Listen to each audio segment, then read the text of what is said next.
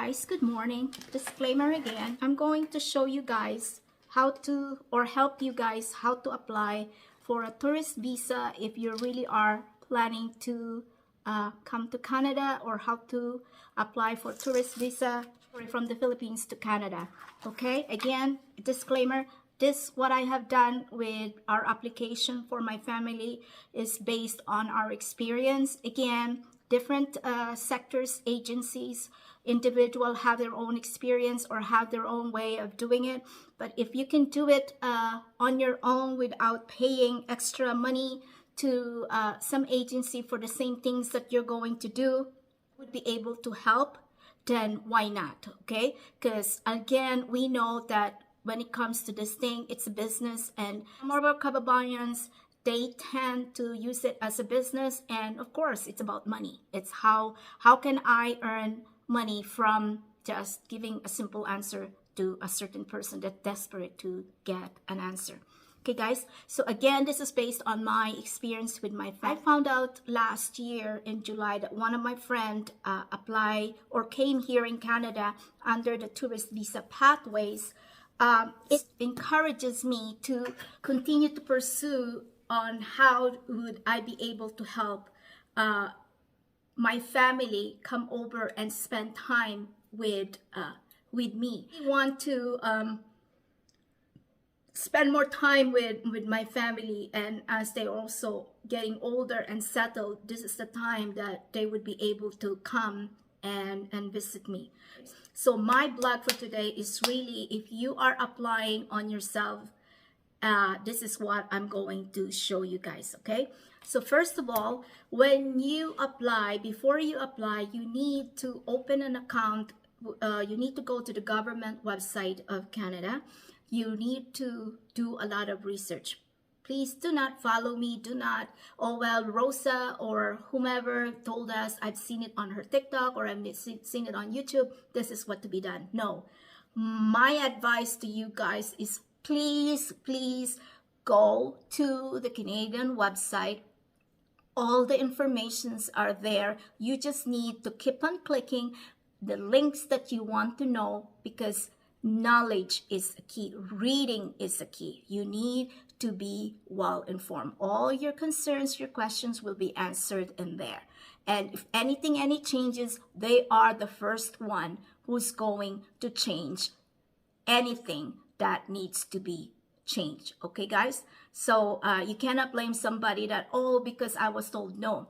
At the end of the day, it's still you who would be responsible for your actions. Okay, so please go in there, read it, do a research, you know, click all the links, and you will be able to find out, oh, so this is what it is. How come I wasn't told about this? Oh, this is what it is. So yes, they said I could do this, but then I could do this. Oh, so again, reading is the key. Okay guys, so now let's go to the this is where a lot of people get confused or get mistaken or get denied when they are applying for tourist visa. Okay, if you want to have a tourist visa, this is, you can follow this, but again, you need to be truthful to yourself. You need to be truthful to the immigration officer and to the government of Canada. Why are you applying for tourist visa? Okay, how long are you going to stay, and can you afford to visit Canada? Those are the main question and important question that you need to answer. How long you're staying? Are you planning to leave Canada after your stay is used? Can you afford to stay or visit Canada? Do you have money to visit Canada? Visiting a family, there's still a lot of people get denied, or because their documents are incomplete, or they did not fill up the forms properly, or they read it that they needed this but not understanding why they are needed. And that's another thing that a lot of agencies or a lot of people would say, oh, just go follow this and you have those, but they are not explaining what's the purpose of those documents that you are submitting and how valid it is. Are they current? Are they old? Whatsoever. What you need to submit, and they are all in the what they call that, they are all on the government website.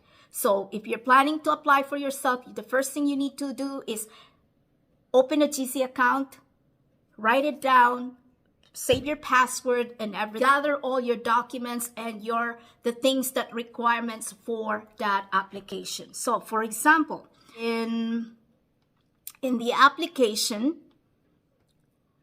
it tells you in there on the main applicant. So if you are applying for yourself, that's fine. If you're applying for yourself and your family, you can include them all and they are all there. You just have to follow the instruction. So for example, you're just applying for yourself. So you need to provide your letter of intent. The purpose of the letter of intent, and again, this is where a lot of people applying for tourist visa gets denied, because their letter of intent is not good, or they used the same letter that I heard that there's an agency in there that's been giving providing letters, but it seems that everybody that he provided or she provided or they provided are using the same letters. So from the dog to the cat to the amount of money, they're all the same. So let's do with the letter of intent. That's the first thing. The letter of intent, the purpose of it is you are providing the immigration officer of your intentions of why you want to get the visa, okay? So if you're planning to visit so-and-so, this, and this, how long? So you need to put in there how long you're going to be staying, who are you staying, if you have any bookings, you already booked, your funds, how much funds you have, everything is on that letter of intent. The detailed, the longer it is, the better. Okay, so at least the immigration officer has an idea of what do you want to do when I gave you the visa, or why do I have to give you the visa? Okay, and then on that, you need to provide, again, with all the requirements, you need to provide your birth certificate. If you don't have your birth certificate, you have your copy of your passport. Your passport has to be, and nowadays, I think the passport now are 10 years, issued 10 years. So it has to be not expiring under 6 months.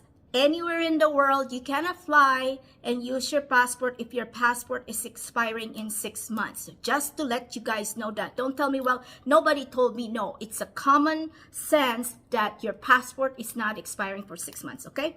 And then part of the requirement beside the letter of intent, the birth certificate, which is the 2 pieces of ID that you have to provide. So either you have your employee ID, you have your birth certificate, and your passport or driver's license. Always provide them, make a photocopy of it or a PDF. And again, make sure that all those are not expired, because you want to make sure that you're giving the immigration officer information that's not old.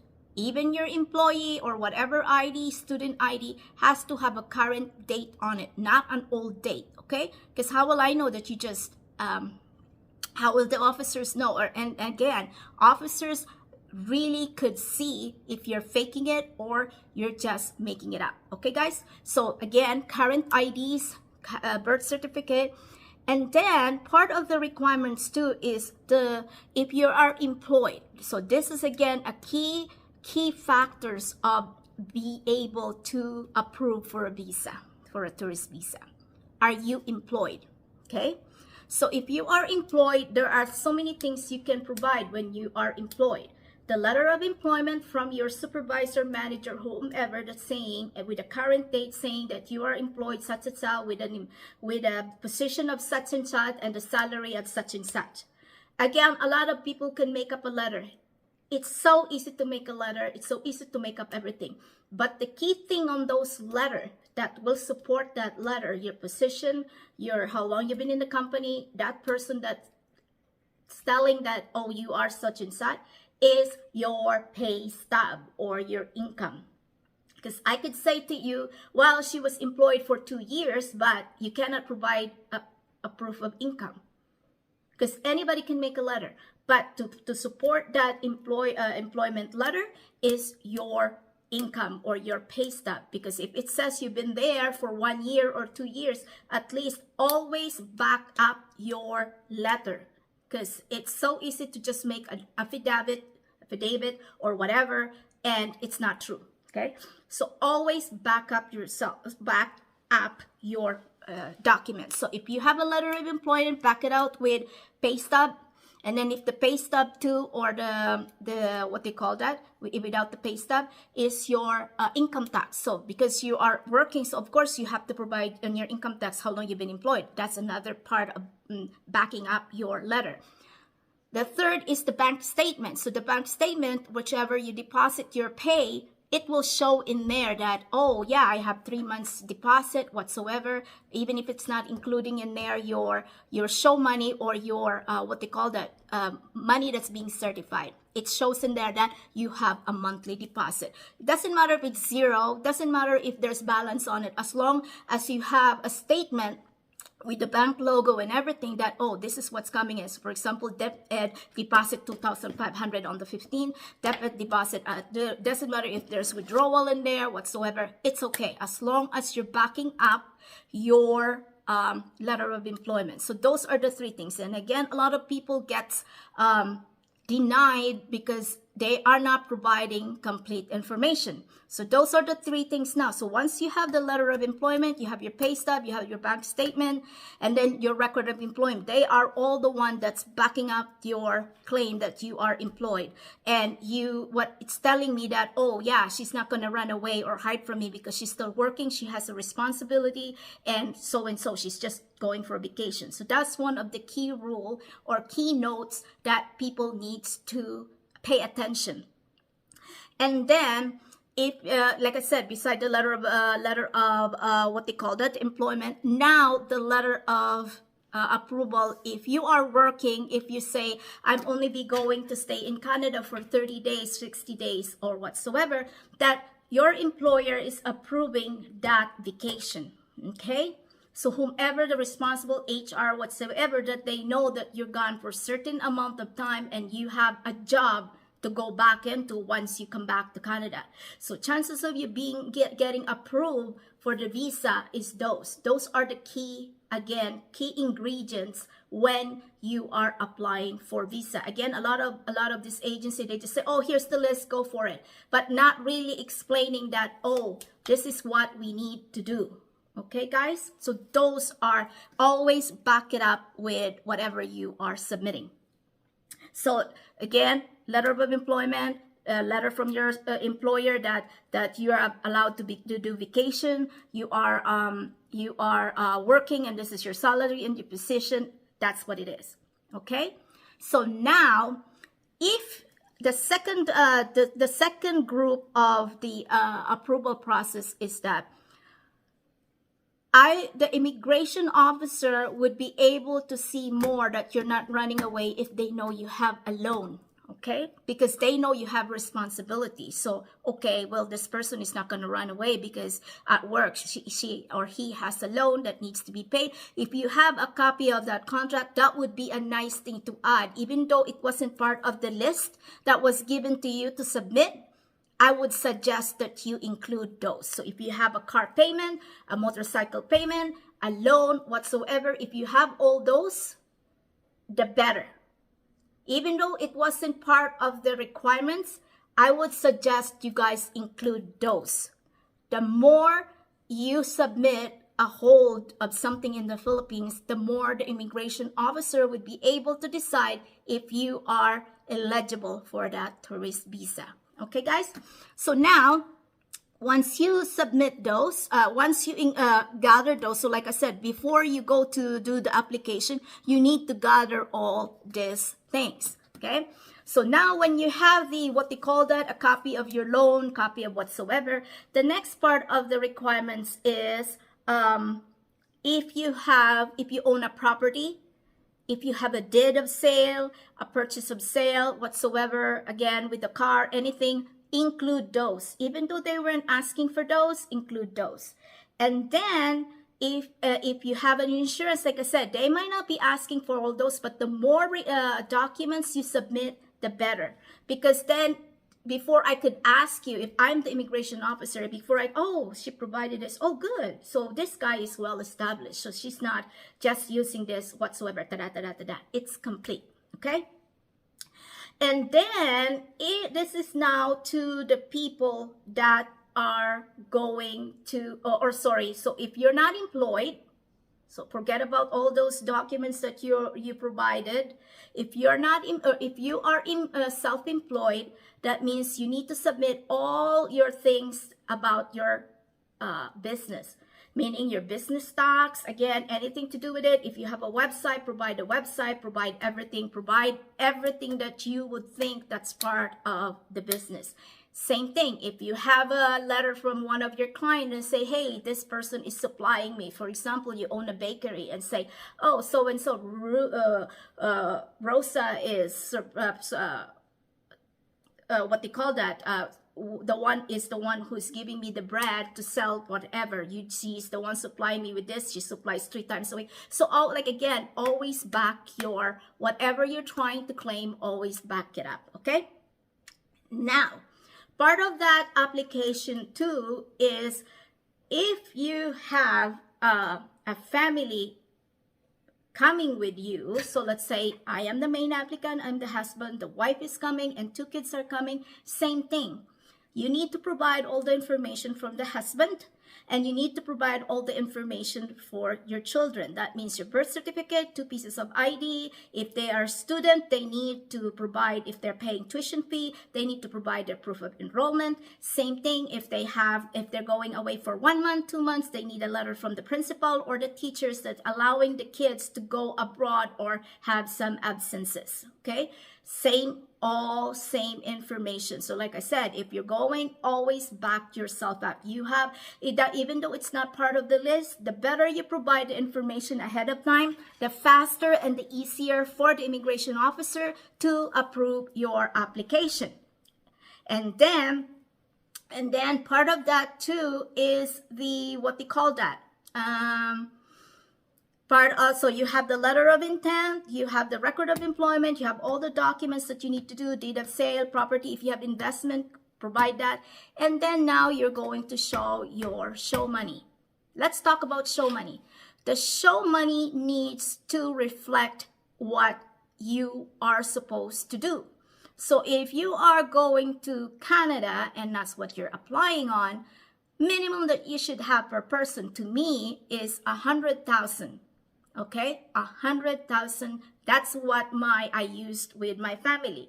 So I have 5 family that got approved for multiple visa for 10 years. So I have my 2 brothers, their wives, and 1 nephew.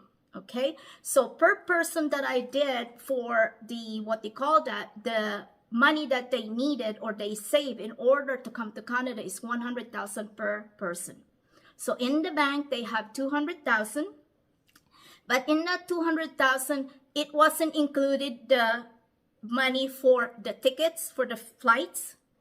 It wasn't included the hotel accommodation. That 100,000 per person that they have, they just really are a pocket money or something that they would need for 60 days that they are here, that they could use. Because once the 100,000 peso, it's so fast to go. In Canadian, it's probably only 2,000 Canadian, really. It's 1,000 Canadian is 40,000 pesos. And so there you go. You calculate that. That's nothing. That's not much. So when they have those money are only for their pocket money. Because the person who's in charge or responsible for their flights and their hotel accommodation was me. Okay? We'll go to that. So now the 100,000 per person is for their pocket money only. And again, your show money or your show money should reflect your goal. So for example, if you're staying for 6 months and you are the one responsible for your flights, your accommodation, everything, it should be more than 100. So let's say the ticket, because the ticket's ranging from 1,200 Canadian to 3,000 Canadian. It depends on the what they call it, the month that you're flying, or it's peak season, low season, or if it's direct flight or whatsoever. Okay, so you need to have money for your flight, money for your hotel accommodations, and everything beside the 100,000. So you're looking at about maybe 300, 500,000 just for one person, if you really are thinking about the real money that you need to spend or to show that you are capable to do this. This is the reality, guys. It's not something that you could just do for 100,000, 200,000, or borrow money. Because you know, if you borrow money, if you're not telling the truth, what's your purpose of visiting Canada? You will always going to get into trouble. Okay? You're always going to get into trouble if you're not truthful. So now, once you show those certification from the bank that you really have that amount of money, then you're good to go. Okay? And then the next thing that they did is they did not bought the flight tickets, because you never know if you're going to be approved or not. Once you buy the tickets, that's it. You cannot do a refund. Most airlines will do a refund 24 hours, and most of them will just give you credits or future flying, and some of them will charge you either $50 or $100 or $200 to what they call that, to $100 to $200 to change it, and then when you rebook, you get charged again. So it depends upon which airline you're using. Okay, guys, so let's continue with the sponsors. So now the sponsors, again, a lot of people that's applying for tourist visa, one of the messages, if the immigration officer is not satisfied or deny you on your application, is your sponsor. So if you're using a sponsors, you make sure that your sponsor is a family, a friend, or somebody you know. Okay, because they will really be the important part or integral part of your application. So for example, you're using a sponsor like me. I am sponsoring my two brothers, because I am the one who wanted them to come and visit me, spend time with me. So I said I'll be the one who's going to purchase for all their tickets, all 5 of them. And also, I'll be the one in charge of all their accommodations, from the hotel accommodation where we are going. And then when they arrive here in my house, I'll be the one responsible for everything, food, everything. Even purchasing tickets, let's say going to Canada's Wonderland or any other event that there is a ticket involved, I'll be the one who's going to shoulder those. So those are very important, that needs to be clarified with the immigration officer. So now, as a sponsor, I need to provide my information. So I need to provide, if they are my brothers, I need to provide my birth certificate indicating that I am this person. And then I need to provide my 2 pieces of ID. So I provided my driver's license and my passport. Again, everything is current, everything. And if they am I really their family? I need to provide a picture that that I am with them. Proof that they are really my brother, and my face and everything like that. Again, these are all about backing up whatever your claim are. You need to provide your pay stub, because again, as a sponsor, you need to be able to provide or tell the immigration officer that if something comes up, that I can afford those 5 people. So I provided my pay stub, even though they weren't asking for it. I provided it.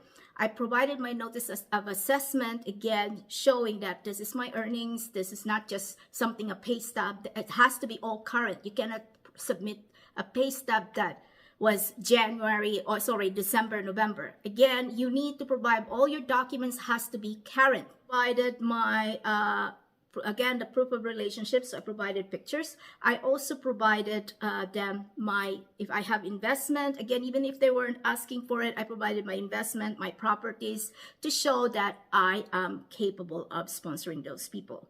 And then the most important now is the letter. The letter of invitation, you have to clarify and collaborate with the letter of intent of the applicant.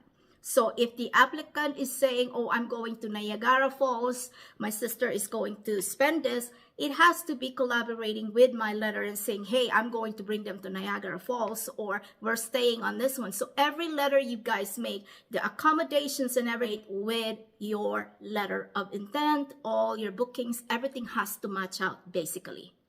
You cannot say, oh, I'm going in January to this, and then your sponsor is a different date, because then caught you. They know that it wasn't true.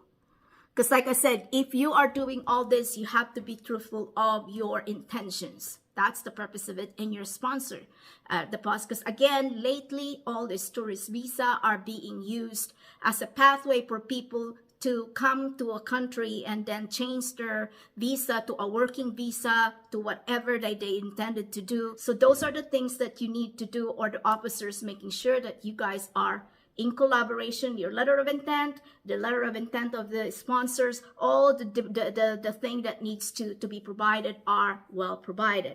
I heard one time that the guy said, well, I am coming from, let's say, the Middle East, and the officer says on the denial that my income, or sorry, my rental agreement does not satisfy the what they call it, satisfy the officer. Well, I provided an affidavit of it, that I was renting this one. Well, affidavit is nothing.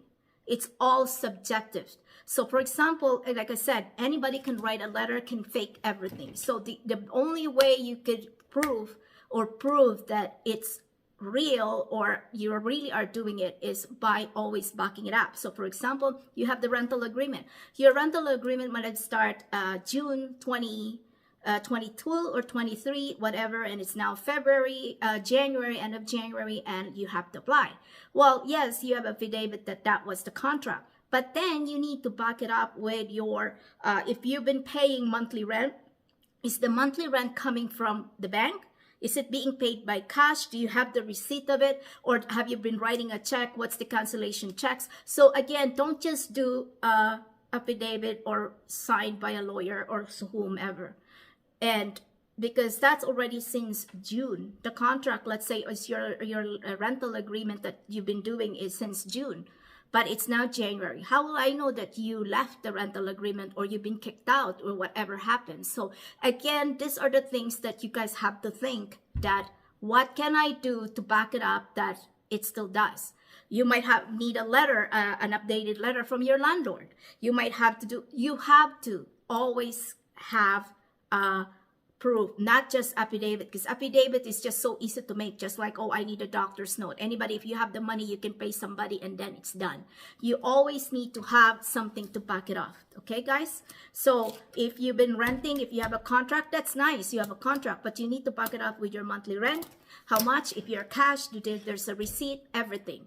And then if you have a picture of your apartment, take a picture of your apartment saying, oh, this is my apartment. I have this, the address and everything. And then your mailing address should match your apartment that you're living with. You cannot say, oh, I'm living at 31 Milbourne Drive, and then your mailing address is 21 Sussex Drive. You know what I mean? So even that, remember guys, the immigration officer or the officer are there to find faults and find things that doesn't match up. You think by just putting the paper on, oh, nobody's going to check or nobody's going to do this. You're mistakenly wrong. Everything gets checked. I did everything for my brothers. I was expecting it to be at least 1 month, 2 months for the visa, tourist visa application. They submitted it Wednesday evening at 10:30. I was with them because I was talking to them. I was guiding them to the application. They submitted by 10:30 in the evening. By 2:40 in the morning, that's Wednesday, by 2:40 in the morning, Thursday, they already have the letter saying, please submit your biometrics. That means somebody, we weren't expecting it, even that close, for how many hours only, somebody's already checking your documents. I don't know wherever they're being checked. They've been checking the Philippines, checked anywhere. I have no idea how they're being checked. But by 2:40, it says at 2:40 a.m., they receive an email saying, please submit your biometrics. Right there and then, you already know that your application is in good hands or doing well. Because for them to ask for your biometrics, that means the person who's checking your documents is satisfied with whatever you submitted. If they're not satisfied, that's when it goes back and forth, and it takes time. So, but if you, before you submit it, everything is there, then it's easy. So by 240 received, and this is now Thursday, Friday, and we don't. I thought, okay, well, how fast that biometrics? So what they did, because they lived in the south, they booked an appointment for early morning, Monday morning. So they went to Manila for a Sunday evening, and arrive in Manila to submit their biometrics. Go to the office that was provided where the biometrics is going to be submitted. They submit it, and then when they did the application, everything gets paid. So including the biometrics, the application, everything. So all they have to do is provide their biometrics. They did their biometrics, went back home to the south, and then by the time they went back home, another 5 days, and they have the approval saying your application has been review. Please submit your passport so they can continue with the processing. That means you've been approved. That means you've been approved. Actually, when they tell you that the biometrics you need to submit, that means you're already halfway approved. Okay, guys, I called it approved, but halfway. Why did I call it halfway? It's because anything can still happen, because remember, they are asking for a biometrics. Biometrics is the one where they check everything. If you have criminal records, if you have a departure, hold orders, all those things. So those things can still happen. But that means you're already approved. When they're asking for your biometrics, that means you're 50% there. Not still 100%. Anything could go wrong on your biometrics, or they might not satisfied with your biometrics that you need to go in person to do whatever you need to provide. Okay, guys? I never experienced that. These are only based on our experience. 4 days later, 5 days later, they submitted Monday. By Friday, they receive again a notification that they need to submit their passport in order for the visa to be approved. They have 30 days to provide their passport. So technically, by 15 days business day, I call it now 18, because by the time they have everything, it's now 16 days they have their approval. So it took only 15 business days for their tourist visa to be approved, and it was approved for a 10-year multiple visa. Okay, so it's fast. If you have everything complete within 2.5-3 weeks, you have your tourist visa without using any agency, without shedding extra money, by us going directly to the GC account and submit the same document and whatever the agency are asking you. Because technically the agency is doing is provide you whatever the requirements that the government is asking. Gave it to you guys. You just shed 10 grand, 15 grand per person, and all they have to do is open a GC account, log in. Either they gave you the password for it or they log it themselves. It's the same thing as what you guys are going to do. So why give that money if you can do it yourself?